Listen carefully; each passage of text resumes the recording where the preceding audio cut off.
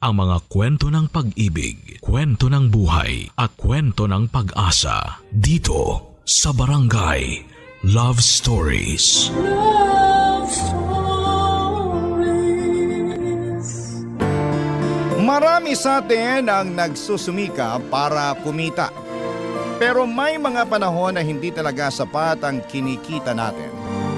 Ikaw, kabarangay, ano ang ginagawa mo kapag kapos ka sa pera? Dear Papa Dudut, magandang araw po sa inyo at sa lahat ng mga nakikinig sa Barangay LS. Ako nga po pala si Jules. Nagtatrabaho po ako bilang supervisor sa isang call center at palagi po akong nakikinig sa inyo tuwing break ko. Matagal ko na rin pong napapakinggan ang iba't ibang kwento tungkol sa love life dito sa Barangay LS. Kaya naman naisipan ko na baka panahon na rin para ibahagi ko ang sarili kong karanasan. Isa lang po akong simpleng lalaki, Papa Dudut, na may simpleng pangarap ang bumuo ng sarili kong pamilya. Pero kung tutuusin ay pakiramdam ko ay hindi ako kagwapuhan, kaya pakiramdam ko rin na wala talagang nagkakagusto sa akin. Pero nagbago ang lahat nang ipakilala sa akin ang kaibigan ko si Dina. Nereto niya ito sa akin at noong una ko pa lamang makita ang litrato ni Dina, napahanga na agad ako. Ang ganda niya at mukha rin siyang mabait. Kaya hindi na ako nagdalawang isip na hanapin si Dina sa Facebook. Nung unang beses ko siyang i-chat at magpakilala, sobrang kaba ang naramdaman ko. Pero nilakasan ko talaga ang loob ko dahil gusto ko siyang makilala ng mas mabuti.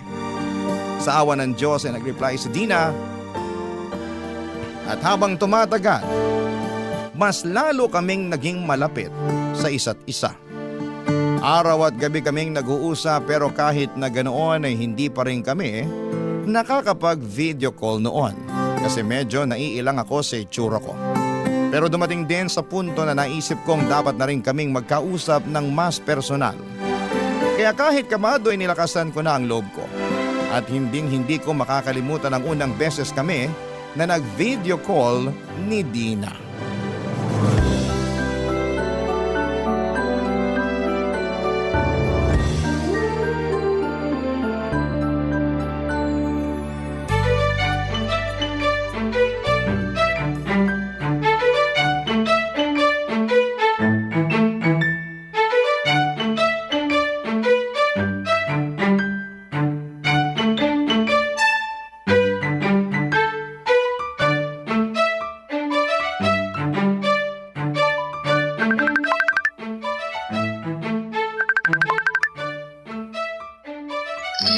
Hi, Jules. Kumusta ka? Eto, okay lang. Ikaw? Okay lang din. Kumain ka na ba? Oo. Teka lang. Itapat mo ng maayos yung camera mo. Hindi kasi kita makita ng maayos eh. Pasensya ka na ha. Nahihiya kasi ako eh. Ha? Bakit naman? Paano ba naman kasi? Ang ganda-ganda mo habang ako... Huwag kang magsalita ng ganyan. Sa tingin mo ba, papayag akong makipag-chat at makipag-video call kung napapangitan ako sa'yo? So ang ibig mong sabihin... Oo. Nakukyutan ako sa'yo. Naku, baka mamaya binobola mo lang ako ha? Hindi no. Kaya huwag ka nang mailang sa akin. Sige na nga, sabi mo eh. Nga pala, asan ka ngayon? Ha? Nasa apartment ako. Bakit? Ang ganda kasi ng apartment mo, mukhang hotel. Ay, thank you ah. Pa-room tour ka naman dyan oh. Sige ba? Oh, yan. Bale, ito yung CR. Teka, bathtub ba yan? Oo. Wow! Kakaibang klase ang bathtub mo ah. Kulay pink? Mahilig kasi ako sa pink. Tsaka sa totoo lang, yung bathtub na yan ang dahilan kung bakit kinuha ko tong apartment na to. Mahal ba yung inuupahan mong apartment? Medyo. Pero ayos lang sa akin yun. Kasi yun naman talaga ang dahilan kung bakit nagpapakapagod tayo sa trabaho, di ba? Para mas magkaroon tayo ng maginhawa at saka komportableng buhay. Kung sa bagay. Anyway, ito naman yung kusina ko. Oh, ayan. Wow! Ang lakas naman makasosyal ng kusina mo. At talagang induction cooker pa yung gamit mo. Aba, syempre naman. Para iwas sunog na rin, di ba? Pero, hindi ba mahal sa kuryente yan? Medyo. Pero okay lang. Mas mapapamahal ako kung masusunog tong apartment. Ikaw talaga. Teka lang. Ano yung nasa gilid? Ha? Saan dyan? Ayan o, yung glass case. Sandali lang ah. Ito yung perfume collection ko. Grabe, ang dami. Mahilig ka pala sa perfume? Hindi ba obvious? Kapag nai-stress ako sa trabaho, yung ginagawa kong stress reliever ay yung mangolekta ng bagong perfume. Pero, hindi ba mahal yan? Alam mo ikaw, kuripot ka siguro, no? Paano mo naman nasabi? Ang dami mo kasing comments tungkol sa mga gamit ko dito sa apartment eh. Hindi naman sa ganun. Yung sa akin lang naman, namamahalan ako sa mga gamit mo. Yun lang yun. Para saan pa yung kinikita natin kung hindi natin ibibili ng mga bagay na makapagpapagaan ng loob natin, di ba? Tsaka isa pa, hindi mo rin naman madadala sa hukay yung pera mo kapag namatay ka. Nandun na ako. Pero naniniwala kasi ako na dapat marunong tayong magtipid kasi hindi natin alam kung kailan tayo mauubusan ng pera, di ba? Kaya nga ako nagtatrabaho eh, para hindi ako maubusan ng pera. Pero alam mo, ang cute mo pag tumatawa. Sus, bolero. Totoo kaya? Nga pala Jules, thank you talaga sa time mo ah. Talagang na-appreciate ko. Pero kailangan ko na kasing matulog eh. Maaga pa yung pasok ko bukas. Ganun ba? Sige. Good night. Good night din. Chat na lang tayo ulit bukas ng umaga. Aaminin ko po sa inyo, Papa Dudut, na medyo nabigla talaga ako nang makita ko ang mga gamit ni Dina. Puro mamahalin at sosyal. Mga branded na bag, sapatos at accessories na halatang hindi basta-basta. Para sa akin kasi sayang lang sa pera ang ganong mga bagay. Naniniwala kasi ako na habang may pera tayo, mas mabuting matuto tayong magtipid, mag-ipon at unahin ang mga bagay na talagang mahalaga tulad ng pamilya, kinabukasan at pang-araw-araw na pangangailangan. Pero kahit magkaiba kami ng pananaw ni Dina pagdating sa pera, hindi ko siya hinusgahan. Naintindihan ko na iba-iba tayo ng kinalakhan, ng lifestyle at ng pananaw sa buhay. Mas pinili kong unawain siya at mas kilalanin kung sino talaga siya bilang isang tao. Hindi base sa mga gamit niya, kundi base sa ugali niya, sa puso niya, at sa kung paano siya makitungo sa akin. Makalipas nga ang ilang buwan, ng tuloy-tuloy na pag-uusap, pagkakaibigan at pag-unawa sa isa't isa, nagkita rin kami sa wakas. Doon ko na rin sinabi sa kanya ang totoo kong nararamdaman at tinanong kung pwede ko ba siyang ligawan, at sa kabutihang palad ay pumayag si Dina at hindi nagtagal ay dumating ang araw na pinaka-aasamasam ko. Sinagot niya ako, Papa Dudut, at grabing sobrang saya ko noon. Parang lumipad ang puso ko sa tuwa. Kaya bilang isang simpleng paraan para mapasaya rin siya, naisip kong ayain siya na pumunta sa La Union kasama ko.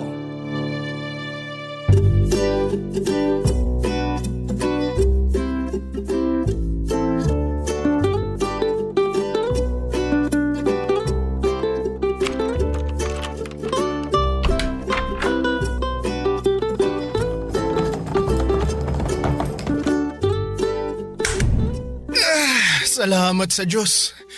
Nakapag-check-in na rin tayo sa wakas. Mismo.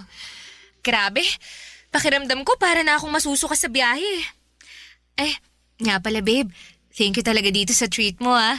Alam mo ba na sa lahat ng naging boyfriend ko, ikaw yung pinakauna na nag-aya sa akin na pumunta dito sa La Union. Alam mo naman na kaya kong gawin ang lahat para pasayahin ka, di ba? Ang sweet talaga ng baby ko. I love you. Love you too, babe. Nga pala, may gusto akong ibigay sa'yo.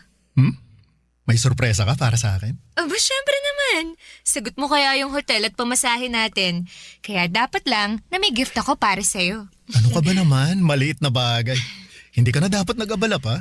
Pero nandito na to. Kaya tanggapin mo na lang, ha? Saglit lang ha. Kukunin ko lang sa maleta yung surprise ko para sa'yo.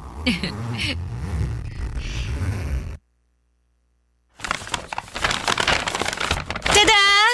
Ayan oh! Binilhan kita ng 5 t-shirt. Uy, ang dami naman yata niyan. Kailan mo binili ang mga yan? Namili na ako nung sinabi mo sa akin na pupunta tayo dito ng La Union. Para laging handa, diba? Ay, kaya naman pala ang laki ng maleta na dala mo eh. Okay lang yan.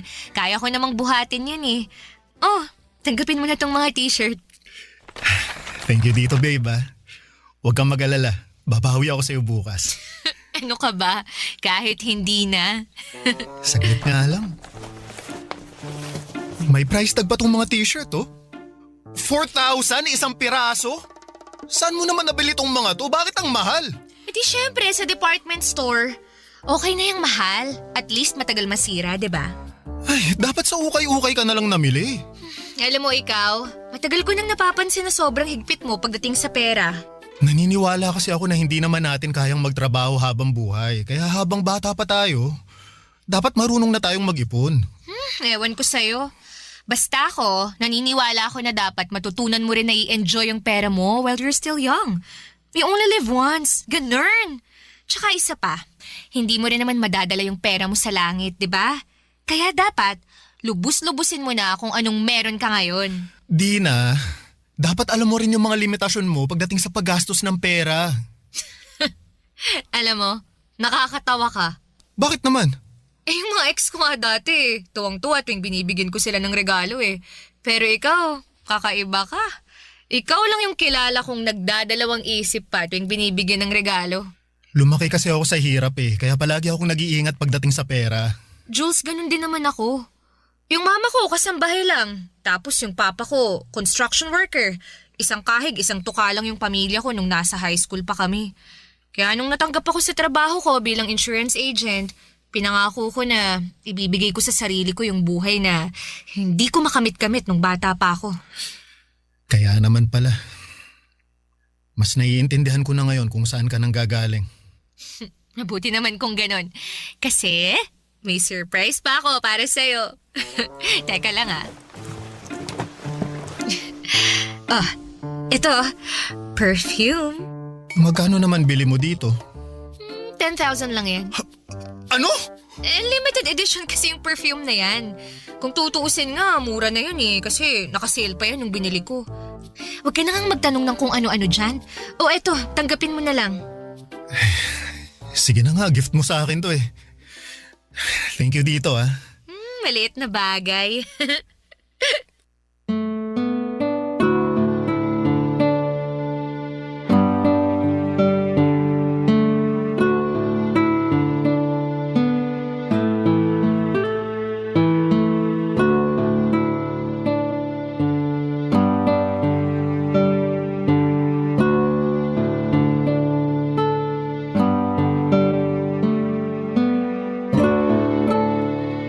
Papadudot, para po talaga akong mahihimatay nang makita ko ang mga pinamili ni Dina.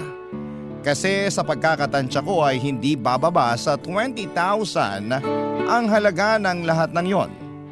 Alam kong hindi biro ang presyo ng mga binili niya. Kaya hindi ko maiwasang mabigla. Pero kahit na ganoon ay pinilit kong pigilan ang sarili ko na husgahan siya. Girlfriend ko na siya ngayon at sa totoo lang ni minsan ay hindi siya nanghingi o nanghiram ng pera sa akin para lamang mabili ang mga gusto niya. Napagtanto ko na siguro'y tama lang din na i-reward niya ang sarili niya mula sa pinaghirapang sweldo niya bilang isang insurance agent. Deserve din naman niyang i-enjoy ang bunga ng sipag at tiyaga niya. At sa totoo lang, pareho rin kaming nag-enjoy ni Dina sa bakasyon naming yon sa La Union. Doon namin mas nakilala ang isa't isa. Yung mga simpleng ugali, maliliit na hilig, pati na rin yung mga bagay na nagpapasaya sa amin. Dahil sa mga sandaling yon ay mas lalo kong naramdaman kung gaano siya kahalaga sa akin.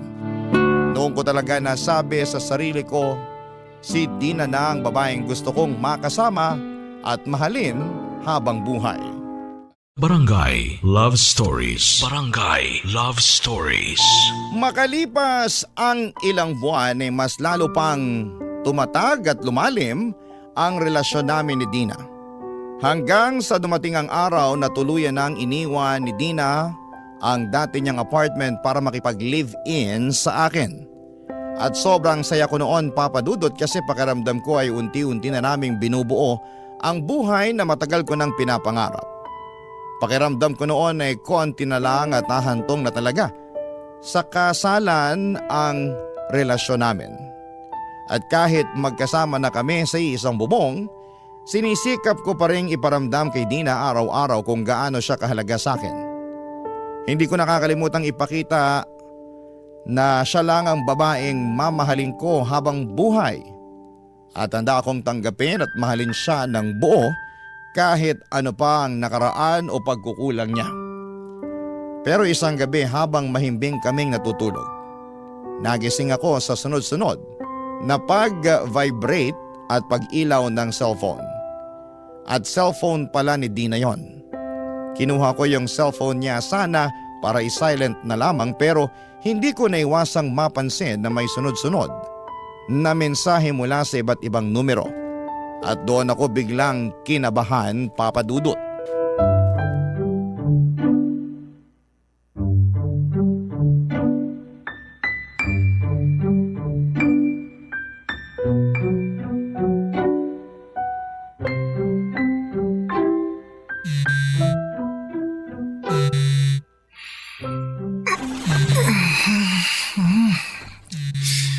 Ano ba naman yan? Istorbo talaga oh.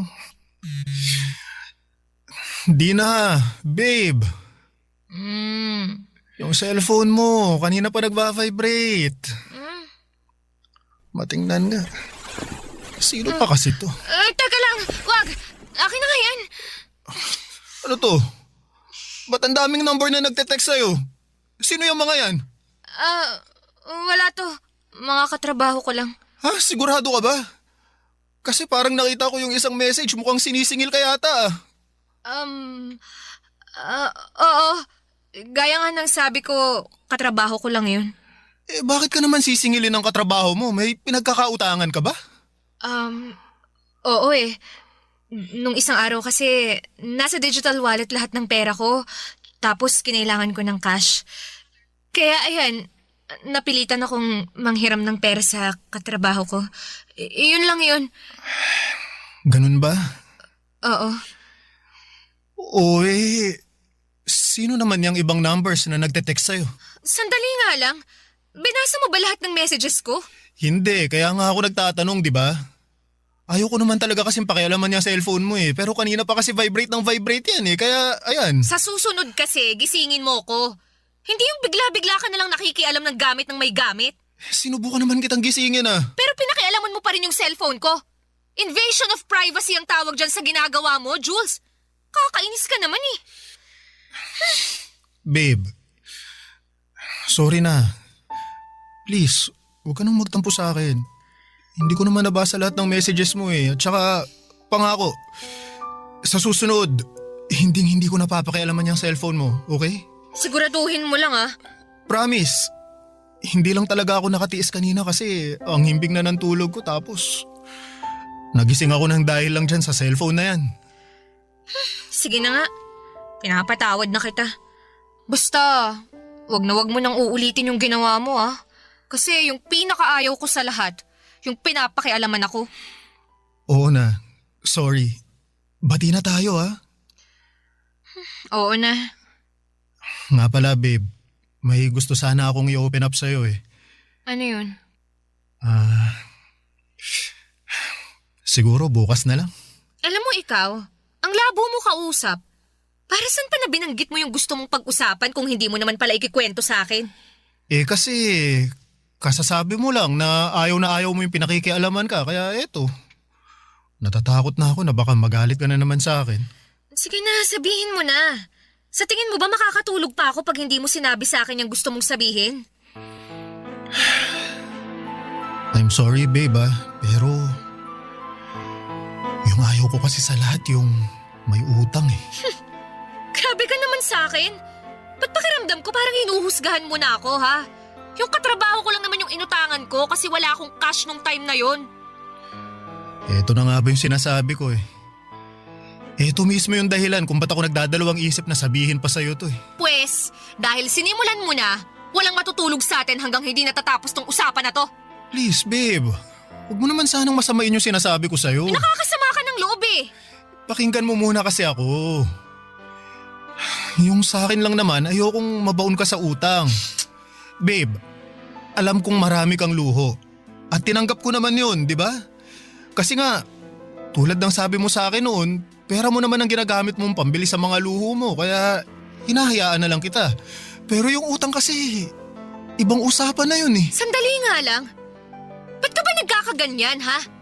Ba't pa praning na praning ka na may utang ako sa katrabaho ko? Ayoko lang kasing matulad ka sa mga kasama ko sa call center. Anong ibig mong sabihin? Marami kasi akong katrabaho sa call center na mahilig mangutang. Yung iba sa kanila, bigla-bigla na lang nawawala para lang matakasan yung hiniraman nila ng pera. Babe, alam kong concern ka sa akin. Na-appreciate ko yun. Pero wala kang dapat ipag-alala. Hindi ako matutulad sa mga kasamahan mo sa call center. Siguro nga marami akong luho, pero hello, sahod ko naman yung pinambibili ko ng mga luho ko. Sige na, huwag ka nang magtampo sa akin oh. Ikaw lang naman tong iniisip ko eh. Iba pa rin kasi talaga kapag may financial stability tayo. Oh, sure, whatever. Matulog na nga lang tayo. Baka mamaya kung saan pa mapadpad tong usapan na to eh. Good night na.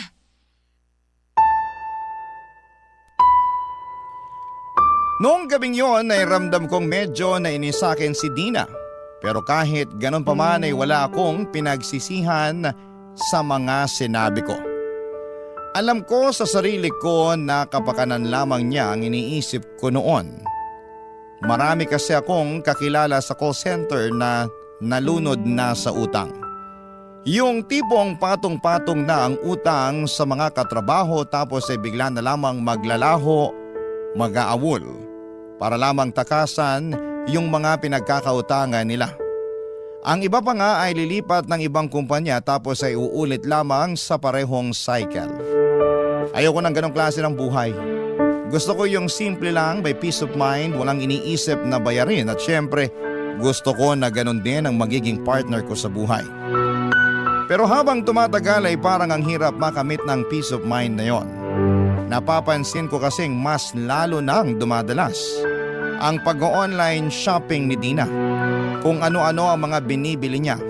Bagong cellphone, mga bag, sapatos, mamahaling pabango at kung ano-ano pa.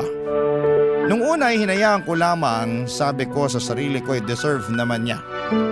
Kasi kita ko rin naman yung effort at sipag niya sa trabaho bilang insurance agent. Pero sa totoo lang ay dumating din ako sa punto na napaisip ako kung paano niya pinagkakasya ang sahod niya sa lahat ng ginagastos niya. Hanggang isang gabi habang kumakain kami ni Dina sa isang restaurant, bigla na lamang may nangyari na unti-unting sasagot sa mga katanungan ko, Papa Dudut.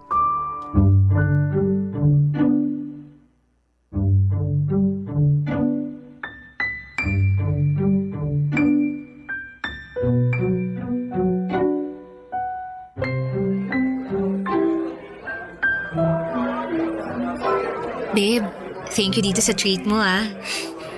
Maliit na bagay babe, kahit ano para sa'yo. Teka lang. Parang himala yata na dinala mo ko rito sa restaurant. Di ba, ikaw tong palaging nagre-reklamo na sayang lang sa pera yung paglabas-labas para kumain? Kakasahod ko lang kasi at napagtanto ko na medyo matagal-tagal na rin simula nung huli tayong lumabas. Kaya eto, Confirmed. Mahal na mahal mo talaga ako. naman. At mahal na mahal din kita kahit kuripot ka. Uy, hindi ako kuripot ha. Maingat lang talaga ako sa pera, alam mo yan. Alam mo minsan, natatawa na lang ako eh. Bakit naman? Hindi ko kasi magets kung bakit tayo nagkasundo at nagkatuluyan eh. Isipin mo kuripot ka. Ano ba naman yan? Hindi nga ako kuripot. Tapusin mo na muna kasi ako. Anyway, kuripot ka, tapos ako naman maraming luho. Pero kahit magkaiba yung personalities natin, nagkakasundo pa rin tayo, di ba? Alam mo babe, nung una hindi nga ako natutuwa sa mga luho mo eh. Pero habang tumatagal, napaisip rin ako na siguro deserve mo naman yung mga pinamimili mo kasi galing naman ang lahat ng yun sa hard work mo, di ba? Tama ka dyan. Ay, asan na nga ba yung dessert na in-order natin? Ba't ang tagal? Kaya nga eh. Uy, babe, yung cellphone mo nagre-ring. Ay, Uy, bakit mo naman pinatay? Baka importante yun. naku wala. Katrabaho ko lang yun. Anyway, tawagin mo na kaya yung waiter, babe. Mag-follow up ka? Mamaya na, bigyan na lang natin ng 5 minutes. Tapos kapag wala pa, saka na ako magfa-follow up. Sige. Teka, kanina pa ring ng ring yan eh. Pakiramdam ko mukhang importante yan. Sagutin mo na lang kasi. Hindi na kailangan. Gaya nga ng sabi ko, hindi naman importante yun. Uy, ayos ka lang? Ba't mukhang Biyernes Santo yung mukha mo? Babe, ayoko sanang sabihin to eh pero pakiramdam ko kasi parang may tinatago ka sa akin. Ano? Paano mo naman nasabi yan, ha? Masisisi mo ba ako eh? Kanina pa ring nang ring ang cellphone mo pero hindi mo sinasagot. Hindi ko sinagot kasi nga nagde-date tayo. Ayokong makaistorbo yung tawag na yun sa date natin. Yun lang yun. Kalokohan. Kung talagang wala kang tinatago, sasagutin mo yung tawag na yun. Ayoko sanang gawin to eh pero pahiram nga ako ng cellphone mo. Ano? Ayoko. Kung talagang wala kang tinatago, ipapakita mo sa akin yung cellphone mo. Sumusobra ka na, Jules, ha? Pinagtututahan mo ba ako na may iba akong lalaki, ha? Buti naman at alam mo. Ipakita mo sa akin yung cellphone mo ngayon mismo dahil kung hindi, tatapusin ko na tong relasyon na to. Yung ayaw na ayaw ko sa lahat, yung pinaglilihiman ako eh. Oh, sige na nga. Oo, yan. Kahit halongkatin mo yung cellphone ko hanggang umaga, wala kang makikitang lalaki dyan. Teka lang. Ano to? Ang dami mong missed calls ah. Tapos pa iba-iba pa yung number. Sino ba tong mga to ha? Tsaka bakit hindi mo man lang sinasave sa contacts mo tong mga number? Saka na lang natin pag-usapan to, please. Hindi. Magpaliwanag ka ngayon din. Hindi ako matatahimik hanggat hindi mo ipinapaliwanag sa akin kung bakit ang dami mong missed calls galing sa iba't ibang number. Okay. Tingnan mo na lang yung mga messages. Para malaman mong sagot dyan sa tanong mo. Sige.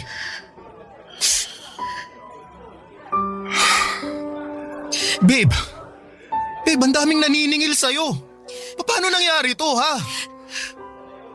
Jules, may problema ako sa pag-iisip. Ano? Anong ibig mo sabihin? Last year, nung pumunta ako sa isang psychiatrist, sinabi sa akin ng psychiatrist na may compulsive buying disorder ako. Hindi ko makontrol yung sarili ko sa paggasta ng kung ano-ano. Ay, Dina. Alam mo naman pala na may problema ka. Bakit hindi mo tinuloy yung pagpunta sa psychiatrist? Kasi tuluyan na akong kinain ng buwisit na disorder na to. Nung una, nagagawa ko pa namang pagkasyahin yung sahod ko sa mga luho ko eh. Hanggang sa dumating yung araw na hindi na kinaya ng sahod ko yung mga pinamimili ko. Kaya napilitan akong mangutang sa mga online lending apps para may pagtustos ako. Dapat nung umpisa pa lang sinabi mo na sa akin to para natulungan kita. Tulungan? Ipaulit-ulit mo ang pinapaalala sa akin na ayaw mo sa mga taong nangungutang eh.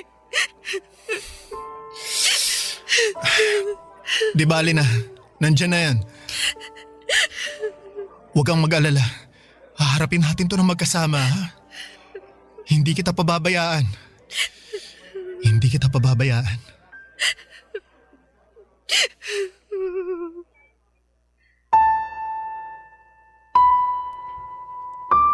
Inis na inis talaga ako kay Dina noong gabing yon, pero mas nangibabaw pa rin sa akin ang awa at malasakit. Hindi ko kayang hiwalayan siya ng basta-basta, lalo na dahil sa mga utang niya. Kaya imbis na layuan ko siya ay pinili ko na lamang na tulungan siyang unti-unting bayaran ang mga pinagkakautangan niya. Sa mga panahong yon ay palihim din ako nag-iipon para kahit papaano ay magkaroon kami ng sapat na pera na pangkonsulta sa psychiatrist.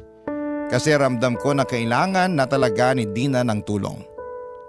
Pero lalo lang naging mabigat ang sitwasyon namin nang hindi na makontrol ni Dina ang pagsha-shopping online. Tuwing pinapa-return to sender ko ang mga package na dumarating ay nagwawala siya. Umiiyak at halos hindi ko na siya makausap ng maayos. Sa totoo lang ay sobrang stress na rin ako ng mga panahon na yon kasi kapag tinutulungan ko si Dina na bayaran ang mga utang niya ay halos wala nang natitira sa sahod ko. Ang mas masakit pa ay parang wala siyang pakialam sa mga tawag mula sa mga pinagkakautangan niya. Parang sanay na siya o wala na lang talaga siyang ganang harapin yon. Pero kahit na ganoon ay pinanghawakan ko pa rin ang pangako ko sa sarili ko, Papa Dudut, na hindi ko susukuan ang relasyon namin. Kasi ang pera kaya mong kitain ulit yan. Pero ang tunay na pagmamahal, bihira lamang yang dumating. At para sa akin, si Dina pa rin ang pinakamamahal ko, Papa Dudut.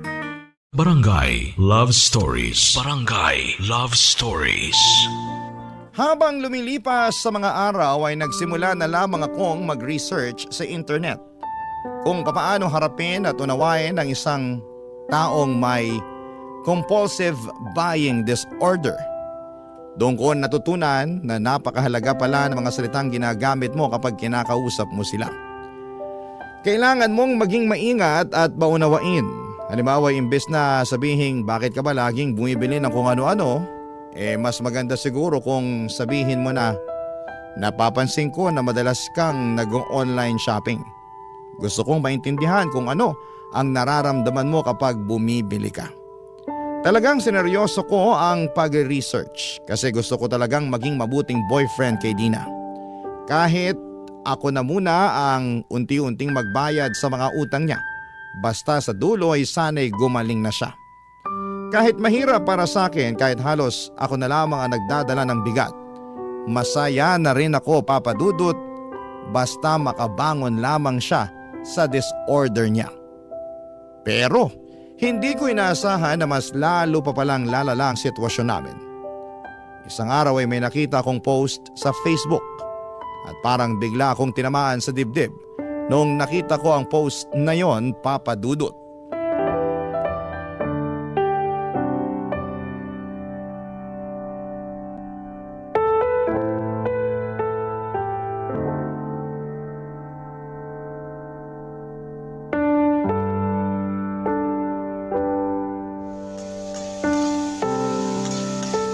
Dina! Babe! Halika nga muna dito. Ano ba kasi yun? Nagluluto pa ako eh. Mamaya mo na tapusin yan. Halika dito. Ano ba kasi yun? Oh, ano? Yan. Nakita mo na ba yung Facebook mo? Ha? Hindi pa. Bakit mo natanong? Tingnan mo to, ha. Pinagpepiestahan ka na ng mga kaibigan at katrabaho mo online. May isa kang katrabaho dito galit na galit kasi hindi mo pa daw nababayaran yung utang mo sa kanya. Sus, maliit na bagay. Hayaan mo na muna yan. Buburahin niya din yan kapag nabayaran ko na siya. Eh yung sinasabi dito, magdadalawang buwan na raw yung utang mo sa kanya eh. At sa ginawa niyang pag-post sa akin, sa tingin niya magkakaroon pa ako ng gana para bayaran siya? Ha! Nako, manigas siya. Ah, sige na, tatapusin ko pa yung niluluto ko. Teka, Dina, sandali lang ha. Ibig mong sabihin wala kang balak na bayaran yung katrabaho mo? Meron naman. Pero anong magagawa ko? Eh wala pa akong pambayad eh. Delayed yung sahod ko ngayong buwan na to. Kaya mag-antay siya kamo. Saglit lang. Ano yung ginagawa mo, ha? Teka, sandali lang. Ano nga? O ayan. Nagpadala ako ng pera sa bank account mo para may pambayad ka dun sa katrabahong inutangan mo. Maliit lang na amount yan pero makakatulong na rin para mabawas-bawasan man lang yung utang mo sa kanya. Thank you sa pinadala mo, ha? Huwag kang mag-alala. Ibibigay ko to sa kanya. At di na utang na loob. Pakiusapan mo yung katrabaho mo na yun na burahin na yung post niya tungkol sa'yo sa Facebook, ha? Nakakahiya yung ginawa niya. Oo na, huwag kang mag-alala. Ako nang bahala ron. Sandali lang, ha? May tao ron sa labas. Wag na, ako na. Bumalik ka na lang muna dun sa kusina. Oo na, nandyan na, sandali. Ulit. Huh? Ano to? Dina! Dina! Ano ba? Bakit? Anong problema? Tingnan mo to. Oh, May nagpadala ng bulaklak na para sa patay. Diyos ko! Teka lang. Bakit nakalagay yung pangalan ko dyan? Nasaan na yung walang yung delivery boy na nagpadala nito, ha? Kakausapin ko! Wala na unadat ng tao pagbukas ko ng pintuan. Basta-basta na lang iniiwan yan sa labas ng apartment natin. Sandali nga lang. Posible bang isa sa mga pinagkautangan mo yung nagpadala nito, ha? Siguro, ewan ko. Hindi ko alam. Naguguluhan ako. Teka nga lang, anak na. Ginamit mo ba yung address natin sa pangungutang mo, ha? Ha? Oo, babe. Pero I'm sorry. Hindi ko naman alam na padadala nila ako ng bulaklak para sa patay, eh. Alam mo, Dina, ayoko na. Siguro, mas makakabuti para sa ating dalawa kung maghiwalay na lang tayo. Teka nga lang. Natutuwag ka ba nang dahil lang sa bulaklak na yan? Ang hina mo naman yata. Hindi lang yun. Alam ko na may sakit ka. At pilit kitang iniintindi. Pero alam mo kung ano yung mahirap sa'yo? Minsan hindi mo man lang sinubukan na tulungan niya sarili mo, eh. Hindi mo ba napapansin na ako tong nagpapakahirap sa trabaho para lang mabayaran yung mga pinagkakautangan mo? Talaga ba, ha? So ano yun? Nanunumbat ka, ganon, ha? Hindi ako nanunumbat kasi sariling desisyon ko yung tulungan ka para mabayaran lahat ng pinagkakautangan mo. Pero yung hindi ko lang matanggap-tanggap, yung parang wala kang balak na ayusin niya sarili mo. Yung tipo, nakakatulog ka ng mahimping sa gabi kahit ang dami-dami ng taong nagagalit sa'yo dahil dyan sa mga utang na yan. Hindi ko pinangarap ang ganitong klaseng buhay, Dina. Buong buhay ko nagsumikap ako para hindi ako magkautang. At ayoko na yung pakiramdam na parang hinihila mo ako pababa kasama mo. Pwes kung ganon, edi sige. Mas mabuti pa nga maghiwalay na lang tayo. Maghiwalay na lang tayo. O sige! Pero isa lang ang sasabihin ko sa'yo, Dina. Sana gamitin mo ang pagkakataong to para tulungan yung sarili mo. Maniwala ka sa akin, hindi ka aasenso sa buhay kung ipagpapatuloy mo ang ginagawa mong pangungutang. Hiwalay na tayo, di ba? Kaya wala ka ng karapatan na paghimasukan pa yung buhay ko. Labas ka na sa mga ayaw at gusto kong gawin. Kukunin ko na yung mga gamit ko. At makikitira na muna ako sa mga kaibigan ko. Goodbye, kuripot!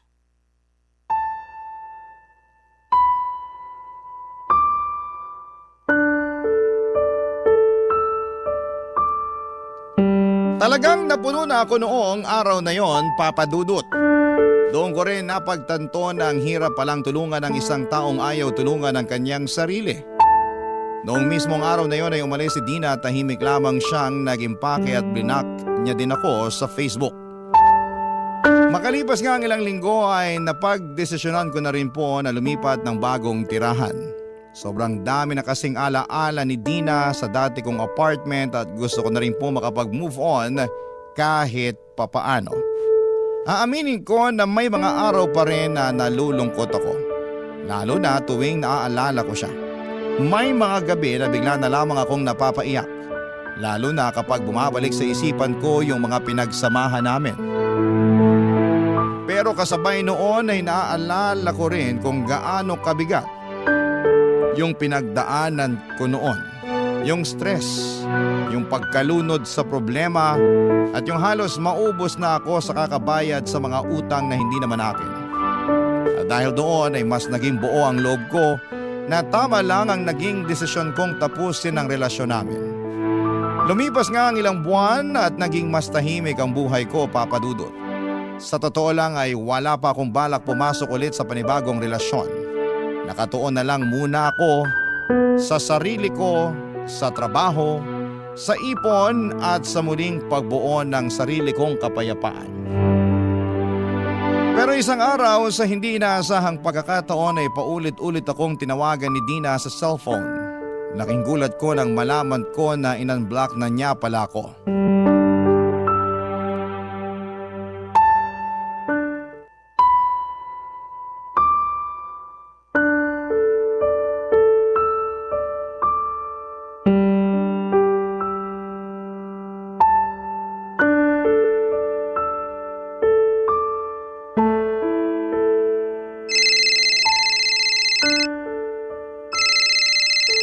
May tumatawag.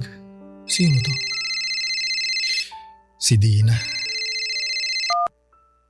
Hello, Dina. Hello, Jules. Kumusta ka na? Ayos lang ako. Ikaw, kumusta ka? Sa awa ng Diyos. Ayos lang din naman. Jules, I'm sorry kung blinak kita noon. Siguro, masyado lang akong naging emosyonal nung mga panahon na yun. Pero okay na ako ngayon. Ha? Anong ibig mong sabihin? Handa na akong makipagbalikan sa'yo. Dina, aaminin ko na mahal pa rin kita pero talagang ayaw ko na eh. Jules naman, maawa ka sa akin, please. Kailangan ko talaga ng tulong mo.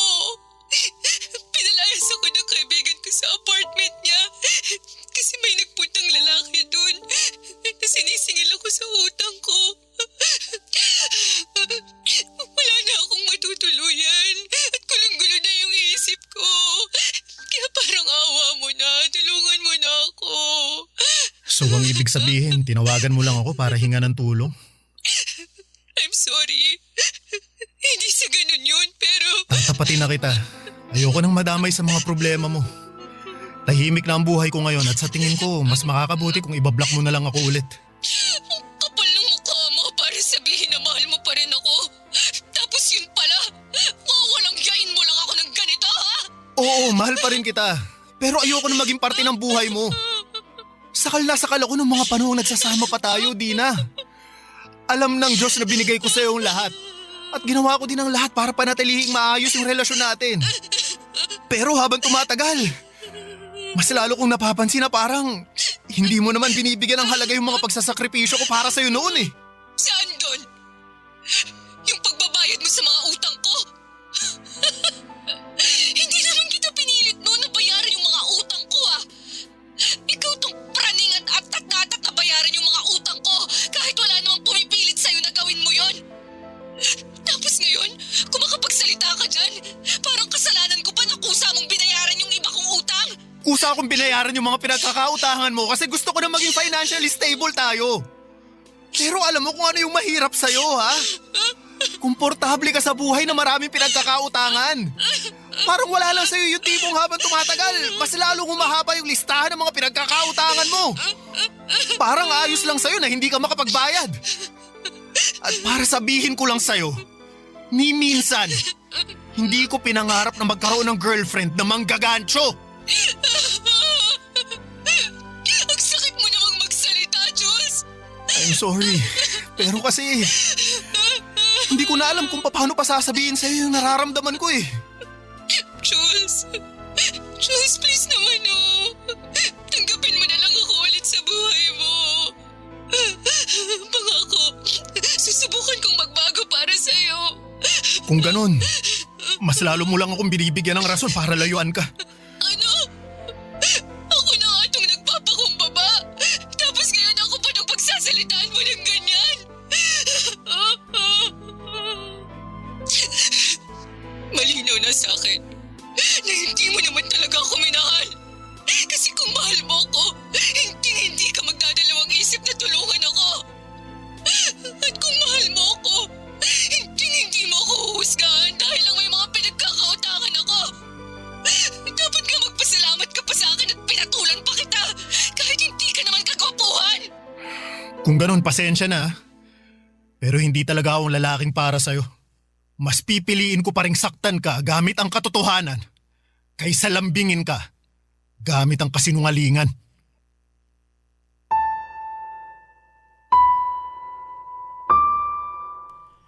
Siguro po ay marami sa mga kabarangay ninyo ang huhusga sa akin dahil sa ginawa kong pangiiwan kay Dina. Pero gusto ko lamang pong sabihin na ginawa ko ang lahat ng makakaya ko para sa ikabubuti naming dalawa. Sa huli si Dina pa rin ang piniling hindi tulungan ng sarili niya.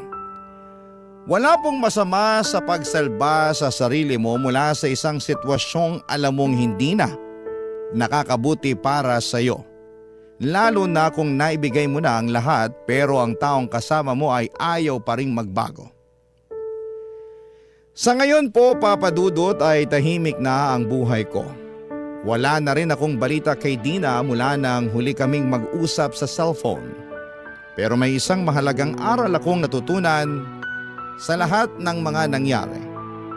Dapat maging matalino tayo sa pagdedesisyon, lalo na pagdating sa pera.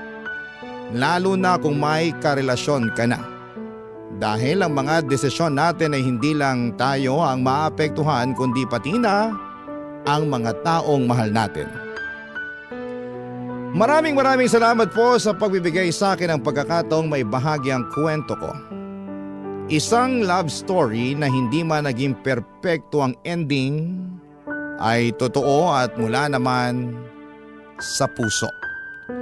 Umaasa pa rin po ako, Papa Dudut, na mapili po ninyo ang sulat kong ito at para kay Dina, kung sakali man na mabasa mo man ito ay sana'y magbago ka na. Ang iyong forever kapuso at ka-barangay, Jules. Kwentuhan naman tayo dito sa comment section.